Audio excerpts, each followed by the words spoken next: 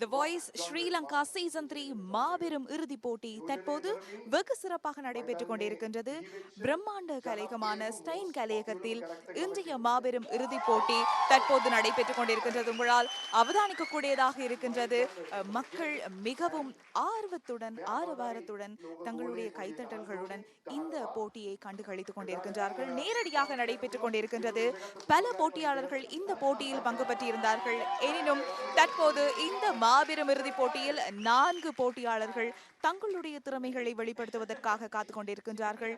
இந்த 4வரில் வெற்றி மகுடத்தை, சர்வதேச மகுடத்தை சூடப்போவது யார் என்பதுதான் அனைவரது எதிர்பார்ப்பாக காத்துக் கொண்டிருக்கின்றது.